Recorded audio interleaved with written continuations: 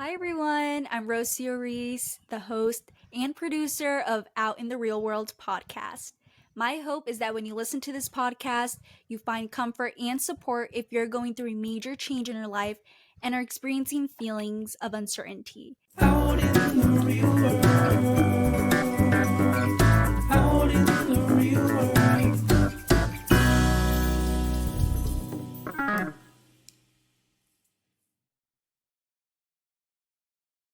I'm very excited because for today's episode, we have our lovely guest, Vanessa Urbina, and she recently graduated from SUNY Geneseo, so congratulations to that.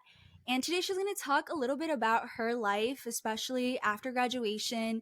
She majored in musical theater, so for anyone out there who is or has already graduated from college and has studied something in the creative side, right? Like whether it's English, musical theater, or communication. I hope this podcast kind of resonates with you because sometimes when you're in that field, it can be very, very hard to get an opportunity. But we're going to talk about all of that and even just our journey in college. So sit back and relax and join us for this conversation. So, Vanessa, tell us a little bit about yourself. Um, like you said, I just recently graduated from SUNY Geneseo. Um, I loved my time at Geneseo. Like you, Rocio, I'm a first generation now graduate student, which is really exciting. And I'm 22 years old, and yeah, I love music, and which is why I majored in music and musical theater. Um, and yeah. So we're going to get into that later in the podcast, understanding more of like your college experience, but I'm curious to know more about your upbringing and, how was your upbringing, especially with college? Like, was that something that was talked about? Like, what made you want to pursue college? Yeah, so going to college was kind of always expected from me, from my parents. It's kind of funny because when I was in elementary school, my dad told me that sometimes I'd get home and I'd be like, I hate school. I don't want to go to school. And he was like, oh my God, like she's not gonna go to high school. Like she's not gonna make it that far. Um, which is like, it's silly because I'm a little kid. Um, just, you know, but I proved him wrong. I did go to college. Um, and yeah, and I knew I always wanted to go. I think it's because that seed was implanted in me. Um, because that was my expectation. Um, I just didn't know. Obviously, like when you're in high school, like you don't know what the college situation is or like what it even is, I think. But when Geneseo was like recruiting, they came to my high school, and I was lucky enough because one of my friends, shout out to Rebecca Rodriguez if you're listening, uh she she was a senior and I was a sophomore, I believe, and we did the musical together. And during her senior year, she was like applying for colleges, and she was mentioning Geneseo and how that was her top school.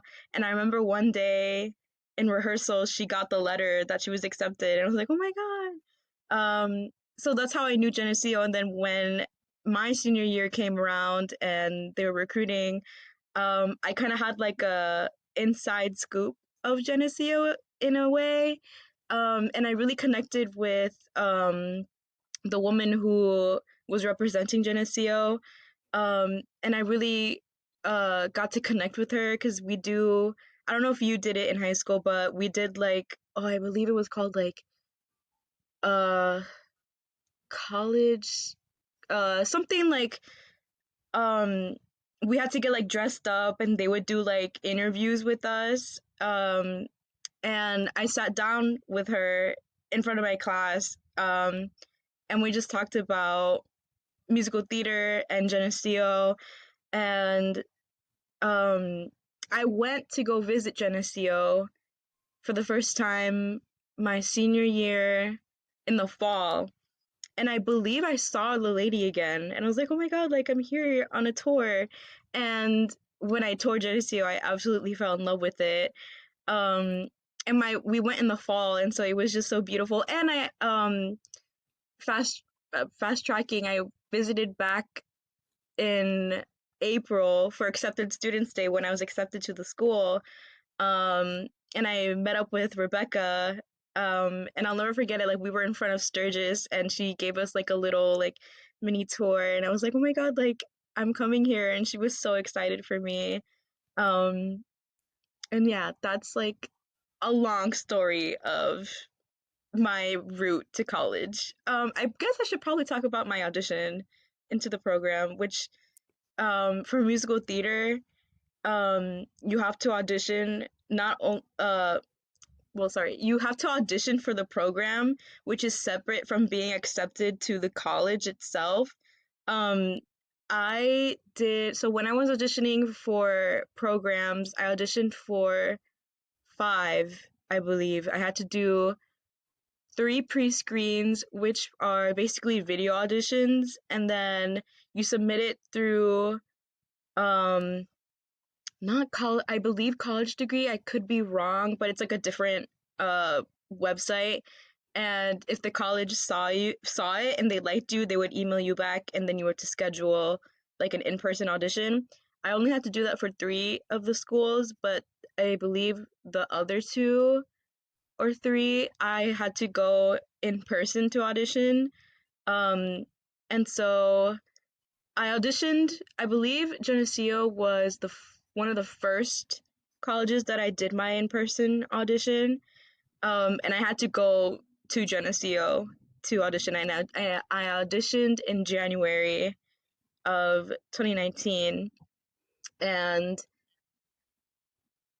sorry, yeah. So I auditioned in January, and then I didn't hear back until March that I had gotten accepted to the program. And what's unique about my situation is all the other schools that I applied to, I either didn't get in to the school. There was only one school that I didn't get in, which was NYU Steinhardt, which was a reach. That was my reach school. But all the other schools that I applied to, I got accepted into the school, but I didn't get accepted into the program, which was frustrating as it is. But um what's funny about the story is that Geneseo was the last school that I was waiting for. And I was like, oh my God, like if I don't get accepted into this program, like what am I gonna do? And so when I got my letter from the program saying that I got into the program, I you would think that I was excited, but I was actually mad because the date that was posted on the letter was 2 days after my audition, and I got the letter in March. And so I was like, "Oh my god, like you would think I'd be like elevated, like super excited. But I was like, "Oh my god, like if they had just sent this when the letter was posted, like I wouldn't have to like be worrying anymore." But regardless, like I got accepted to the program, and then a month later in early April, I got the letter that I got accepted to the school. So I was very excited. And yeah, so that's a long story of my route to college, if you will. I love that so much because one, you had kind of someone that you could look up to and kind of follow like their footsteps in a way. So you kind of had a background of Genesee already in the school, and everything worked out perfectly, right? Like you landed there and in their theater program. One thing that I do want to touch base. When did you know that musical theater was a major or was something that you wanted to do in college?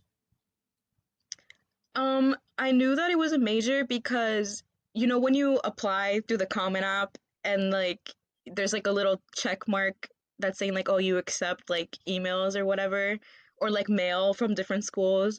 I got a little pamphlet in the mail from Geneseo, and I on the back there was like a list of all their majors, and I saw that musical theater was there, and I was like, oh my god, like what? And so I went online and I checked out the musical theater page on Genesio's website, and then I talked to Rebecca and I was like, "Hey, like I saw that musical theater is here, like I might be interested in going to Geneseo and stuff." And so, yeah, having a resource or like someone that's already in the school is such a plus. And to answer the second part of your question, I I started doing I did theater kind of like sporadically spread out in my life. I did my parents put me in ballet when I was in kindergarten, and I wish that they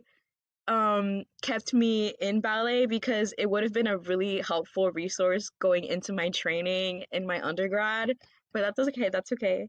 Um, so I did ballet in kindergarten, and then in like first grade and second grade, um, I don't know how I got selected, but like in my elementary school district, they did like a holiday play at one of the high schools in my district, which was the high school that I went to.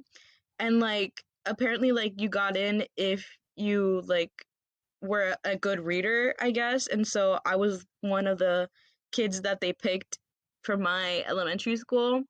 And so I did like these two holiday plays. Um one year I was Winnie the Pooh, and the second year I was Mrs. Claus. So those were like my first, like, I guess you could say, like, acting roles. Sometimes I forget I did that, but yeah. So then I didn't do anything else until freshman year of high school. They were doing auditions for the musical Beauty and the Beast, and I was like, "Oh yeah, sure, like I'll do it." And so I auditioned, and like I didn't want any particular role. I just wanted to be involved in it. And so I got in, and um it joining that made me join this wonderful like community, and I loved my director. I loved everybody involved. And so I did it again the next year. Sophomore year, we did The Phantom of the Opera, and I was understudy for the lead and another supporting lead role. And I was like, oh my God, like maybe like my director sees something in me. Maybe I can do this. And then um obviously I was devastated that I didn't get the lead, but like getting to understudy those two roles taught me a lot before going into my undergrad. Like, there's a term in the theater industry called a swing, and a swing is typically an ensemble member who covers multiple tracks at once. So if one person gets sick, let's say like the lead girl gets sick, the swing would cover her role and she would go on for the role that night. And swings usually have multiple tracks at once. And I remember my director, um, I remember one day at rehearsal, the lead girl wasn't there. And so I stepped in for her. And I did it in the style of the opposite character, and I was like, "Wait, no, I'm not her." And then like the whole cast started laughing, and then my director was like, "Yeah, like I'm training you to be a swing." And I was like, "Oh my God." Like, and I learned so much about theater just from her. Um she was a great director. And then yeah, I did the musical my last 2 years, and then I was the lead in the show of my senior year.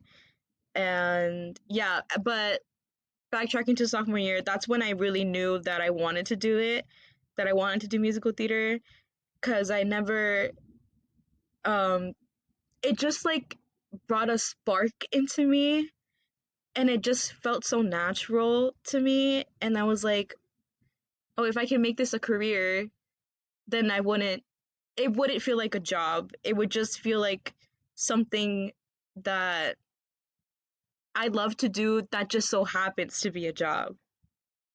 And I yeah, yeah. I love that so much because I relate to that too. I don't necessarily think I understood that journalism is what I wanted to do when I was a kid, but I loved talking and just like having conversations with people. So, it's interesting that you had like that gravitation towards anything that had to deal with arts. Now, I don't know if Mm-hmm. you had encountered any of this, but I know sometimes, especially if you're like, you know, the Latino community can be very judgmental at times, especially like when Yeah. you say you want to pursue something that is creative as a career because, in their eyes, it's not something that is stable. And at times that is true. Did you ever face any pressure from people around you or anything like that that made you question, like, theater's what I want to study in college? Um, like you said, the Latino community they are very opinionated, and at times it can be so infuriating. And a lot of uh people of color, especially in the Latino community, parents don't understand going into the arts, and they don't support it, and so they shut down their kid's dream and they force them to pursue another track. Fortunately, in my situation, my parents were not like that. Like, I remember telling them that I wanted to do musical theater, and like, obviously, they had questions and concerns. They didn't understand like what it was, and so I had to like tell them each step of the way. And then they were like, oh, but like, it's not stable. Like, you're not going to get enough money. And what are you going to do? And la la la, right? And so it was like they weren't mad at all. Like they're just like, oh, like they were just confused about it, and it was just a matter of me informing them about what the career is, and that yes, it's not a stable job, but it's something that I love to do.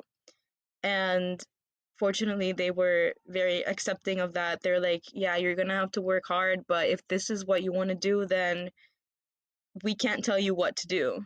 And so I know that like when I was a kid, they were like, "Oh, what do you want to be when you grow up?" And I said a doctor, and I cannot imagine me being a doctor now. So for them to be so understanding about taking control of my career or what I'm interested in is very it says a lot about who my parents are and what they value, and they value their kid being happy. Oh, kudos to your parents for that. That is genuinely something that is such a beautiful thing, like for someone to feel so supported by their family. So I'm so happy that you had that experience. Same thing with my mom. My mom, she's like my biggest like cheerleader, so she's like, you can do anything you put your mind into. So it was nice knowing Mhm. that, okay, like I had that support, and also I'm excited to pursue this in college and learn more about the field. um Yeah. how was Can I your add one more call? thing? Yeah, go ahead. Sorry. Um, I think another reason why my parents were so supportive of me is because they're immigrants, right? Like my dad came here when he was 19, and then my mom came here in her 20s. And so I think um having immigrant parents is like, and having a kid that's born in the States, it just creates so many opportunities that our parents didn't have. And I think, excuse me, I think that's another reason why my parents were so supportive of what I wanted to do, because back in El Salvador, like they don't have, like my parents grew up in poverty. They didn't have um a high school education. They didn't have a college education. And so for them to come to this new country where they don't know anything and they had to basically start up again from scratch, it's such a admirable thing. And sometimes I think about it a lot, especially now that I've been home. Like I think about like how much they've sacrificed for me, and I think that's another reason why they didn't force me to become something else that I didn't want to do. And yeah. Yeah, no, that's a very real thing, and same thing with me too. Just even being able to apply to colleges and pursue that, like that was looked as something that was a huge privilege. And I think that's why when you mentioned that from a young age you had that seed, I think to our parents, going to college is the key that will open to many, many doors. And we'll get to this Mhm. conversation later on about post grad, though, the reality of it. But that was something that my biggest motive is like, I know that if I continue to pursue my education, then I will be able to find a career that is more stable than compared to not having like an education, you know what I mean? And even like now Mhm. as we're applying to jobs, the fact that we can even apply to these jobs whether or not like we get it, like that is already coming from a place of privilege that we've gained because of our education background. So, yeah, it makes total sense, all that encouragement that we've received from our parents because they never got to experience that. And so we're kind of living the American dream that they saw for us. Yeah. And I think they vicariously live through us as well. That's true, yeah. So overall, once you got involved in, musical theater in your school, what do you think what do you think you learned about yourself during college? Oh my God. I I'm a completely different person from when I was in high school. I was outgoing in high school, but I kind of kept to myself, if that makes sense. I mean, high school's high school. Like we don't know anything in high school. We don't know who we are yet. And I think what's so fortunate about going into college and why I feel like people should go to college, in my opinion, is because yes, you're getting an education, but especially if you go away, like we went away for college, and I feel like you learn so much about yourself. You learn how to be independent, whether you're living with just one roommate or in our case, when we lived together with four of us in total, you just learn about people. I think that's the thing that I learned the most about how people come from all over and people have different childhoods and people have different ways that they grew up. And I think um just learning about who my friends are and how they became the way that they are, it just is it's eye opening in so many levels, and it allowed me to reflect on my childhood and be like, wow, like I thought that I wasn't privileged, but compared to like X person, I'm more privileged than I thought I was. And yeah, I just learned so much about people. And another thing that I learned about myself is how to grow and how to mature. And you know firsthand how much I struggled um Can I in just say, I'm so sorry. Can I just say for context? So, Vanessa and I, we met each other prior to going oh to yeah, actual college because we came through a program. It's called, well, there's two: Educational Opportunity Program, and then what was TOP? I don't remember what the definition of that one TOP. was. Yeah. I honestly don't remember either, but So it's something basically, like that. yeah, it's a program that helps you like academically, financially, socially, in every aspect.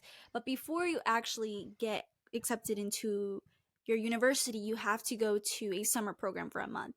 So that was my first time meeting Vanessa there. And so from there we lived together, and that's why Vanessa's saying things that like we've known each other because freshman year, obviously, we were just learning about each other. And um even in the 4 years, like who we were freshman year, like senior year, we were completely different Mhm. people because like what you just said, the people that you're surrounding yourself with, the circumstances that you're put in, it just forces you to adapt to change. And there are things that we're still learning about ourselves. So yeah, that's just a little bit of context to Vanessa saying like her transitioning from freshman year to later on in college. Yeah. Beautifully said. But yeah, like I when we were going through that program, I was in a relationship, a really toxic relationship that I didn't know about. Um, and that just opened my horizons when because you and Brianna and Sherman, hey guys, if you're listening, you guys really helped me understand my situation. And I honestly can't thank you guys enough because I don't know what I would do how oh my god, I don't know what I would have done if you guys weren't there. Like I could have still been in that relationship now, which but anyway, yeah, like I just you don't have to put that in if you want. I don't know. You can do whatever.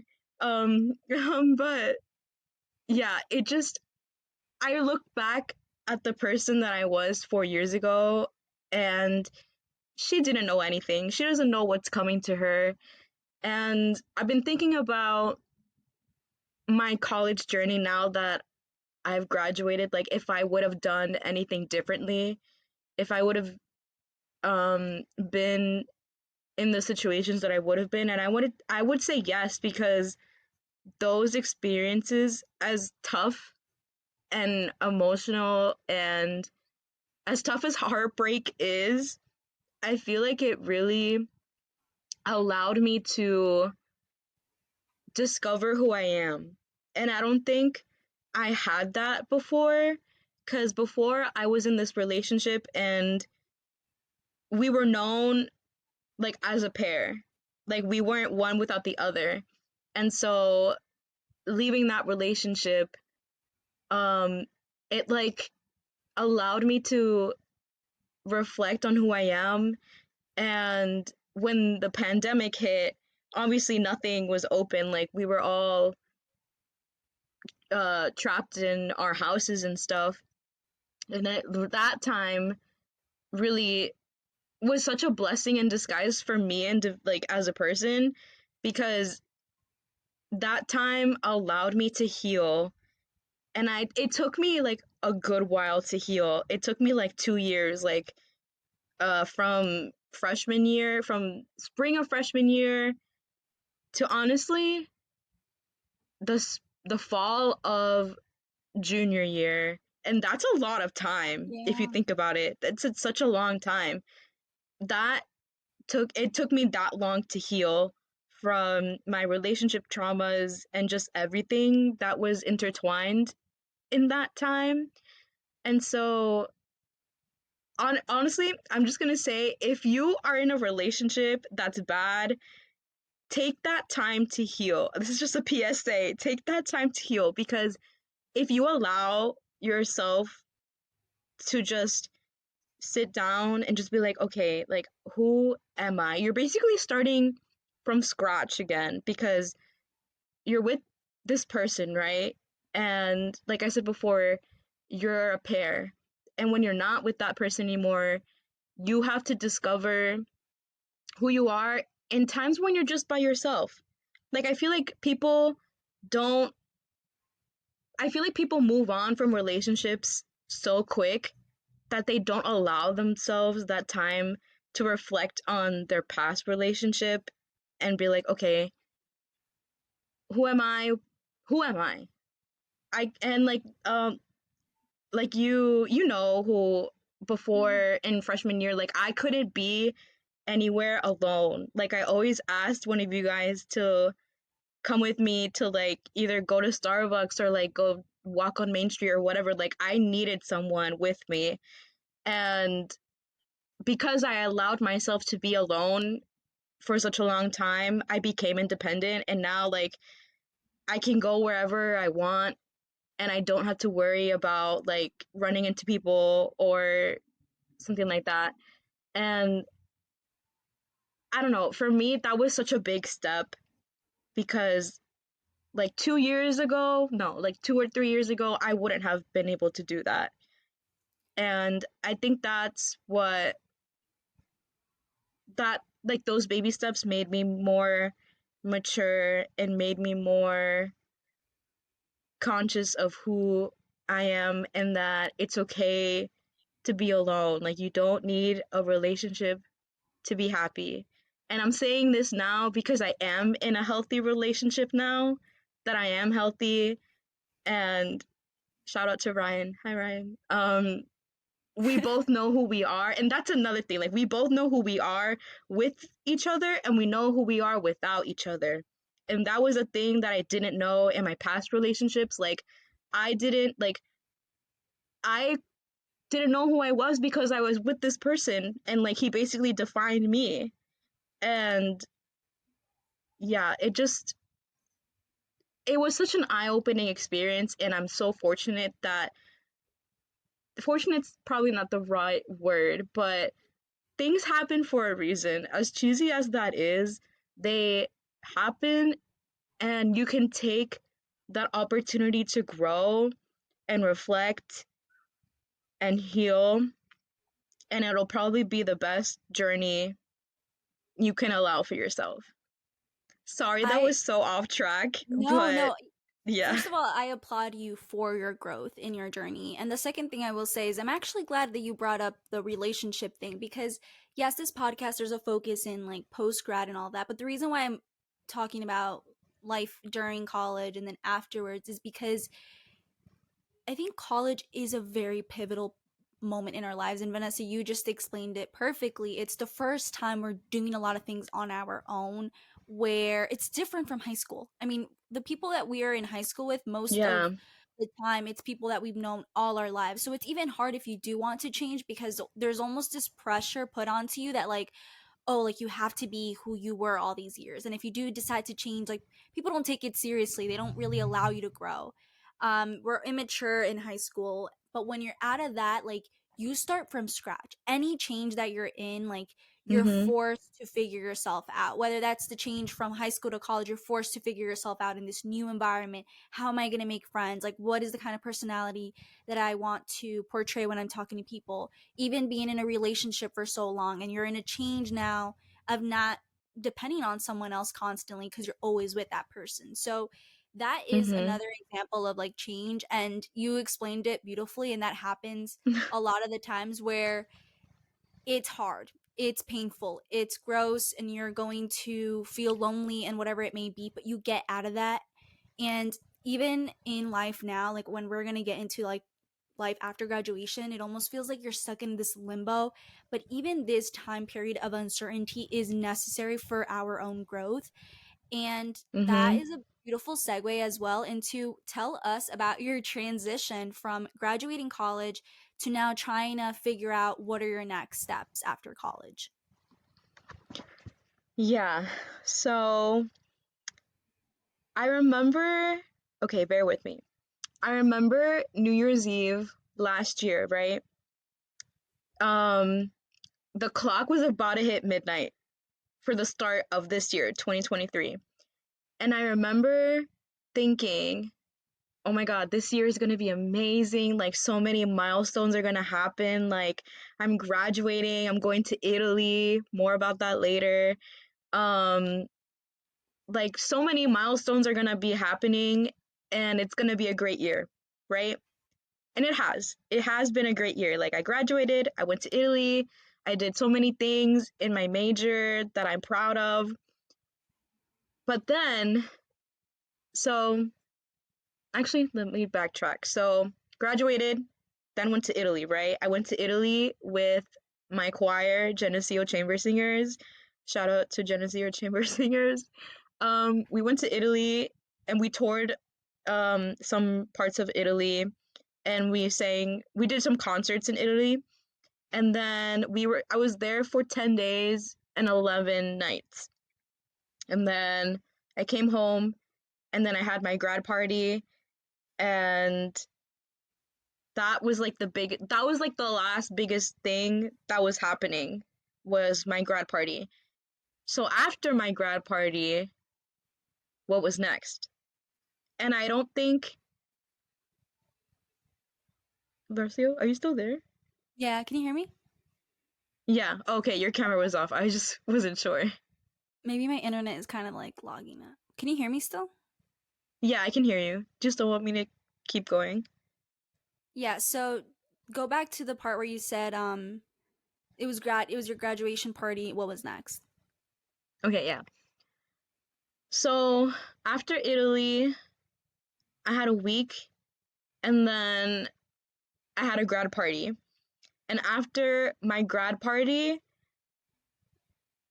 I don't know what was coming next. I accomplished all these things, right? I checked off these milestones that happened, but I didn't have a plan after. I mean, I did have a plan after um my grad party, which is like the halfway mark of the year, because I was in June. And I had a plan, me and two of my other friends, Kay and Kayla, shout out to them. We were going we're going to live together, and we had like a not a deadline, but like points as to like where we were gonna be in the year. And I remember we talked about moving in together after graduation, and that we were gonna move um late August, September, October the latest, right? But circumstances have changed, and so we're not moving until like late December, possibly even January of next year. And that it was kind of hard for me to hear that because I had anticipated moving for so long, and for plans to be backtracked. I didn't I was like, "Oh my god, like why is this happening?" But everything happens for a reason. Greater things are happening. But yeah, so I'm currently still living with my parents. And they want me home. Like they don't really want me to rush into moving, which I'm glad that they still want me here. Um, but yeah, so plans for moving have delayed, but jobs have been so hard to come by. And so, backstory, in March, me and my senior class, my friends, and my friend Sophia, who's a junior, we did like a junior senior immersion, a part of our program to go to New York City for the week during spring break in March. And we did a bunch of like master classes in the city with a bunch of people in the industry, the theater industry. We met with like dance teachers, casting directors, artistic directors, like stuff like that. And we met with a company called Playwrights Horizons, which, if you know theater, that's like a major like nonprofit theater company. And we sat down and we talked to this woman who was alumni from Geneseo, and she talked about how there were internship opportunities available after graduation. And so when we were finished with our trip, I went to go apply because the deadline was like literally a week after. And so I applied, and I was like, oh my God, like if I get this, it's a full year internship and it's a paid internship. I'll be golden for when we move in and la la la. So this is the like obviously I didn't know any better. Like we're still learning. This is something new. Like I didn't apply for anything else. And so I was just waiting for this one specific job, which was again like my fault, but like I didn't know. And so me and my friend Kay, we both applied for different internships with the same company, and we'd check up on each other like some at some points this summer. We'd be like, hey, like have you heard anything back? Like, oh, I was about to ask you that. Okay, so we're still in the same boat. We haven't heard anything. And so I emailed um the lady that I spoke to if if the jobs were taken already or if what, because like we hadn't heard back, and the internship that I wanted was already filled. And so I was like, dang. And this was like early August, if not early August, then late July. But yeah, she said that that spot was taken, and I was like, oh my god, like now I have to scramble for internship opportunities because internship opportunities like get filled already. Like by this time they're already filled. And so I was trying to look for internships. I went on like Playville, which is another theater resource, and they post like jobs every day. That was like my main source that I would always like gravitate towards. And I applied for this internship at a major theater company who owns like 6 Broadway theaters. They had an internship available. It was a general administration internship.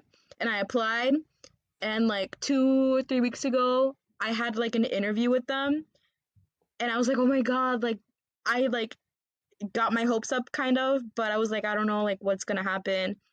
I got an email like a week or two ago. I didn't get it. And I was like, oh, like I thought they really liked me. Like the guy was really nice when we interviewed, and yeah, but I didn't get it.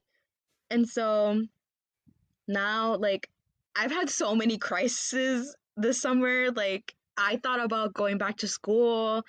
I thought about, I asked Ryan, my boyfriend, and my best friend Ariane, I was like, should I go to grad school? Like, should I major in something else? Like, I don't know. I was like, I should have been a teacher. Like, maybe I'll go to grad school for teaching. I'll get my master's in education or something like that. But, you know, and I'm an overthinker. I overthink way too much, and for me, it's a downward Mm-hmm. spiral. And so, but now I'm not going to grad school. That was just something that I thought about. Like I thought about doing so many other things, but for now, my plan is to. I actually tomorrow I'm going to. I got so scratch that. So I've been on Indeed a lot, um, LinkedIn, all those like job websites you see on like commercials and stuff. And I personally like Indeed, and so I've been on Indeed a lot, and I've been just like looking at jobs in my area because I was like, okay, I did the trying to look for jobs in New York City. That's not working out. I think for now I'll just look for jobs nearby, get like a minimum wage or whatever. If I get something higher, that's great. I'll just work wherever now. And that way I have a job, I'm getting money, and I can continue to save up for when we move. And that was another thing that we talked about, me and my friends that were moving. We're like, yeah, like we can just take this time to just save up. Like saving up doesn't hurt at all. And so that's what I'm planning on doing. I'm just getting a job somewhere. And so tomorrow, actually, I'm going into to apply for a daycare that's nearby. I applied on Indeed, and they called me yesterday asking when I could come in to like do an in-person application, I guess. And so that's what I'm doing tomorrow. So fingers crossed.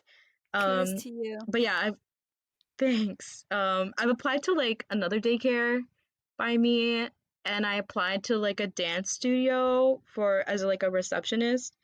But yeah, like that's what I mean, like just looking at like jobs nearby that I have qualifications for, and just seeing what happens from There are there. so many things that you touched based on that I like you made me like have come up with so many ideas.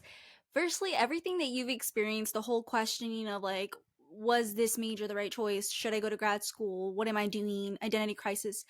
All of that is so valid. And I've experienced that too. And I know a lot of people have as well, which is again the reason why I'm doing this podcast because you are not alone in feeling that way. And it's hard. It's hard because I think there's Yeah. this hustle culture and this societal pressure that you need to be working hard to achieve these things. And there's always something that you have to have like a plan. But you know what? Sometimes it's okay to figure ourselves out. And I'll tell you like a short story similar to you where I had from a lot of the jobs that I've applied to, I have not heard anything from. Or if I Yeah, have, like I've been rejected. mhm. Even when you Yeah, said that like they they didn't tell yeah. you, because you told me that like they didn't tell you, you had to reach out and email them to make sure, like, hey, like what's going on with my application? Like that's a common thing, and it's unfortunate that Mhm. companies are doing that because it's just honestly, society's very messy at times. So that's something that I've noticed that is very common. But Yeah. anyways, like I have this like There's so many internships that I've applied to still that have not like reached back to me. And I'm like, I mean, I guess I understand why, but at the same time, it's like, just email, like, just say no. Just like Yeah, send me a literally. little email that just says no, and I'll be like, okay, that's fine with me. Just an email being like, no. No, but that's true. And so basically, like, I had this like interview with this news company, and when I'm telling you, everything went so well. Like, I was like, you know what, I got this, I think I have this job opportunity. And this was in Washington State. I was willing to do Whoa. anything for any experience in the field. And that's been my mindset, and it still is my mindset that way. I am willing to start anywhere. I just need someone to Mm-hmm. give me a chance and allow me to show, like, okay, like, just help me, like, someone, you know what I mean? So all of that process was very lengthy. Similar to you, I did not apply to any jobs because I really wanted to like put all of my positive energy and like manifestation into like I want this, you know? Yeah. Did not get the job opportunity. And it hurt, it really did. But now recently I'm in this point now of this like whole post grad life crisis that I'm going towards. But like now I'm at a point where I'm like, you know what? I understand why I didn't get that opportunity, and and I also understand why I'm not hearing from any jobs, because I think there are a lot of things that I just need to work on myself. One of the Mm-hmm. things that I've been mentioning a lot, like through my previous interviews as well, is like self compassion. Like I just have a lot of things that I still need to figure out. So I think it's helpful to change the mindset. Obviously, easier said than done. I still have those days where I'm, upset about things or looking at things in a Yeah. negative light. But I just feel like I'm just gonna figure myself out, and that's another thing that is beautiful about this journey. And the more we talk about it, the more we can realize, oh my gosh, like this is such a common feeling, that there really is no success or failure. You're figuring it out. There is no deadline to anything. And I think because we're so accustomed to that in college, where it's like this specific grade determines your worth and value and whether you can move on to the next step. And that is not the case in real life. Like now it's just you're figuring it out, you are making choices, and there should be no shame on what decisions we're taking because we're doing whatever is the best in our given circumstances. You mentioned that you applied to daycare. I'm working at Dunkin' Donuts, and that is my current state, and I'm just trying to get money right now. But Mm-hmm. in the meantime, you don't want to lose track of your dream, which is another thing that I want to touch on because Vanessa and I had a conversation prior to our interview. And one thing that I relate with you is this idea of pursuing your dream.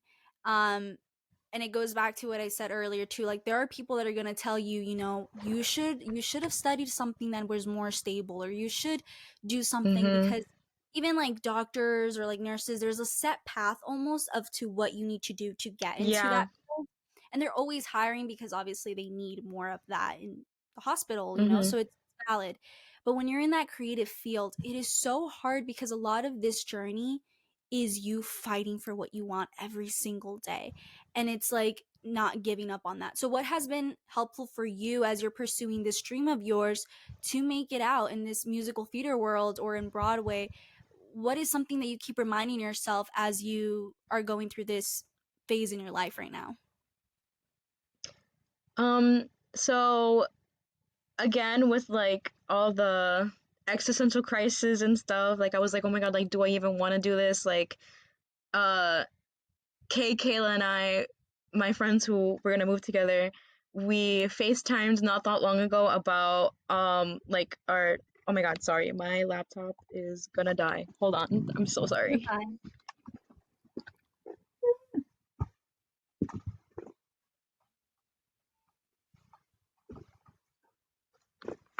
So sorry. No, you're Technical fine. difficulties. Okay. Ugh! Okay, where should I pick up from? So I asked you about like what's been helping you to basically like not lose sight of your dream. Oh yeah. So existential crises suck. I was self-doubting my major. I was like, why did I major in musical theater? And me and Kayla and Kay, we FaceTimed not that long ago about like checking in on like moving status. And we just talked for like an hour and like we were connected, and then like we were like, why did we major in this? Like it's so hard to find jobs, like la la la. Um and yeah, like my passion kind of died a little bit. And that happens to me sometimes. Like sometimes I get in a rut and I'm like, oh, like why did I do this? Like I lose my passion for a little bit. But like a month ago, I never watch cable. I usually watch like Netflix, Hulu, or like stuff like that, right? But on my TV, I was just like scrolling on like the channels on like on cable, and there was this special on PBS about like Broadway legends, right? And I was like, oh, like this is interesting.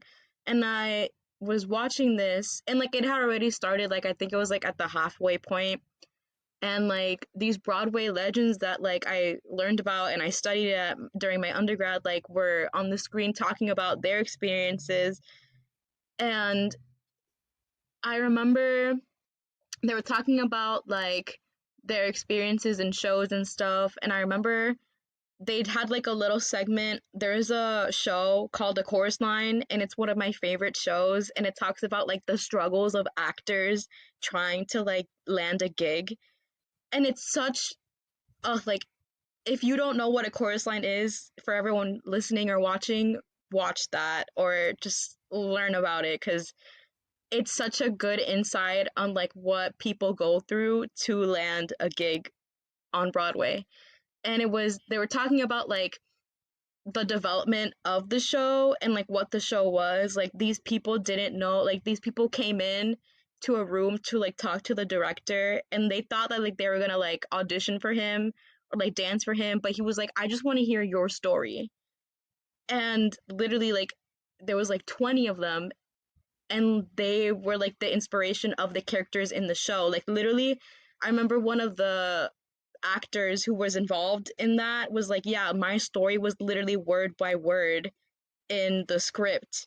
And I was like, wow, that's such a like, it's so cool to see how a show starts from scratch. And especially like one of my favorite shows, like it was such like I can't even like explain how much joy it gave me. And I talked to Ryan about it, my boyfriend. I was like, I just watched this thing and it was just like the best thing that I could have ever watched right now, because that's what I need. I needed that reminder of why I love musical theater, why I love telling stories and just putting myself out there to tell these stories. And that's like a spark again, like I just needed that little spark to ignite my passion again.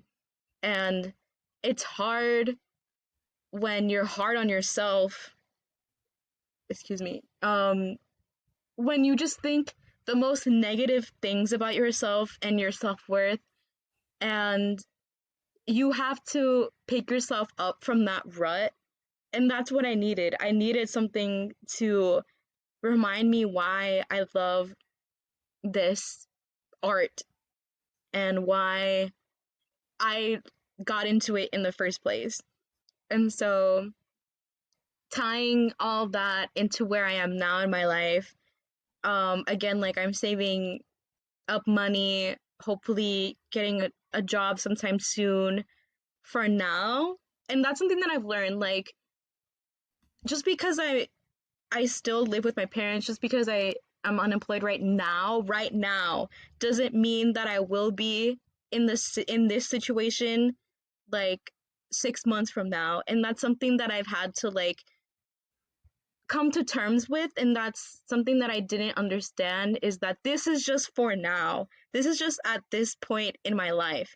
And sometimes you have to like make little sacrifices. Like me not moving in right away is a sacrifice. Me not pursuing my career like path is a sacrifice for right now. So when I do move in the city in the future, when I do have enough money, then I can, and I'll be in the city by then. So like then I can really try to find something in my field. I'm so happy you shared that about this moment in our lives being temporary, being seasonal, and it's just for now. And that's why I'm saying, like, even though it is a very, very hard moment in our lives, because, again, like I said, we're so used to always having everything planned out with school and going to college and all that. Now we're at this point where it's like it's up to us to figure it out, and we're going to make mistakes along the way. But honestly, even these thoughts are so helpful to have, right? Like you just said it, like Mhm. you were reminded just by watching it, this is what I want to pursue. It's my passion. It gives me a spark. Same thing with me and like doing in this podcast. It's like this is my spark, is having conversations and being able to listen to other people's stories, and I'm doing that on my own free time because I love it, and it reminds me of why I don't want to give up on my dreams. Listening to other people's stories is a reminder of why I don't want to give up. And I think it's just helpful to go through this moment in our lives because there's no right or wrong, and this is just for now as we're figuring things out. And I just appreciate you sharing that Mhm. and being vulnerable in this podcast as well. Lastly, what is an Of advice you would course. share with someone who may be experiencing feelings of uncertainty, or maybe they feel lost right now in their lives? I think I think it's what you said, just like connecting with people that are in a similar situation with you, because when I reached out to you that I was interested in doing this podcast, and like we talked before our interview now, like I was like, "Oh my god, I'm not the only one." Like I think that's like another thing, is that like when you're not with people, like you don't know what other people are going through. You don't know, and like you don't know, you just don't know. And when you talk to someone and you have that like connection, it just it just is such a relief. Like when we talked and we were like, yeah, like I don't know what's going on in my life, or not even like I talked to like Brianna, our friend Brianna, I talked to Ryan, I talked to my other friends who have graduated. Like we don't know what we're doing. We're in our 20s, like, and I'm on like this side of TikTok that's like being in your 20s, and it's such a real thing. Like even people like online who are in their 20s now, like we don't know what we're doing. This is, like you said, it's such a pivotal point because we haven't done this before. Like you said, like we've we went to high school, we went to college, like not like it's up to us, like. And like another thing that I've reflected is like we've been in school, like if you think about it, some of us who started in pre-K or kindergarten, and if you go to college, that's like half of our lives in school. Like that's like the one thing we know how to do. We know how to be students. And that's why like I had that existential crisis of me being like, should I go back to school? Because that's what I know how to do. I know how to be a student. I know how to like learn things and apply those things into my life and stuff. And yeah, I miss, long story short, I miss college, but we're figuring things out. And I used to be a type of person where I used to plan out my next day. So I'd be like, okay, at this time tomorrow, I'm gonna be in this class, I'm gonna do this, I have rehearsal, la la la la. But I I found out that for me, it takes me out of being in the moment. It takes me out of being in the present. And I realized that I think like during sophomore year, and so I just stopped worrying about the future. I stopped even just there worrying about what am I going to do tomorrow? What am I going to eat tomorrow? I don't know what's going to happen tomorrow. And I know that doesn't work for everyone, but that really helped me and my mental health to not be such a planner and just go with the flow. And I know like that doesn't work for everyone, but that's what works for me.